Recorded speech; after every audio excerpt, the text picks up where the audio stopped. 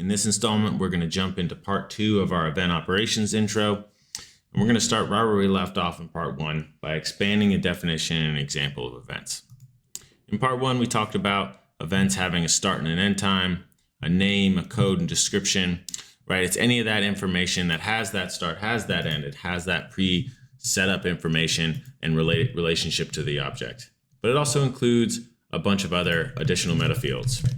There's a lot of information you want to store about alarms and events. And one of those things is whether or not it is an alarm or a status, right? So we have a type that's going to track your alarm, your status, whether or not it's a warning or not. We also have a priority that's going to allow you to classify something as a low item, maybe a safety issue, right?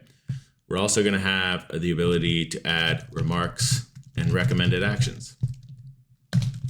Recommended actions are additional text fields where you can define a set of actions your set of recommended actions that a user should be taking, maybe additional context about that event that would always come every time that event is actually triggered, right? Another thing that we're going to be able to do is attach documents or links, right? Think of documents. You might want to attach an SOP. You might want to attach a manual from that type of equipment if this type of thing occurs. Maybe there's an internal document on how you want to handle breaker open and close events. You can attach that directly to the event so that the user sees that right when they come through. Links, think of those things as potentially being dashboards, maybe external SharePoint documentation, maybe additional areas where you could investigate or what you should be doing about it, right? So what types of things are typically included into events? Let's run through some quick examples. One of the classic ones that every system will have is SCADA-based events, right? This is your local system on site.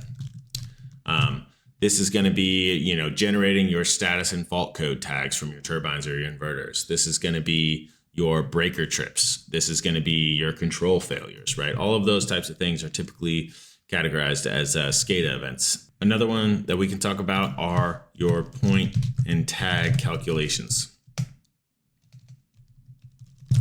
Right, your point and tag calculations can include things like voltage out of bounds or site not following curtailment or a temperature high on a gearbox for a number of days, potentially a deviation from expected energy.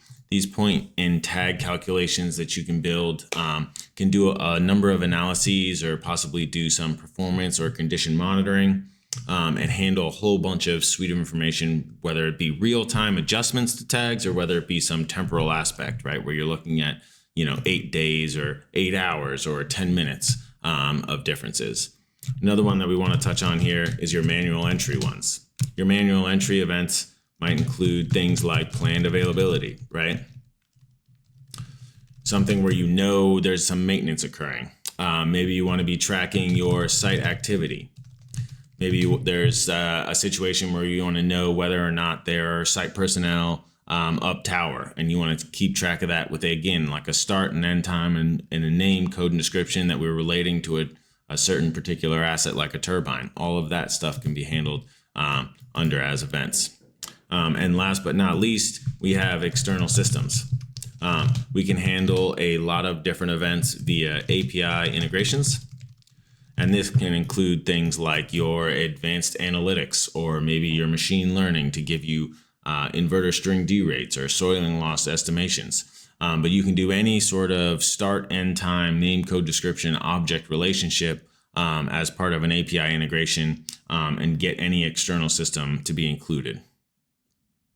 So that was a quick rundown of a lot of different examples of events and how we define them. So thanks for joining us as we discussed events a little further, and we'll see you in the next installment.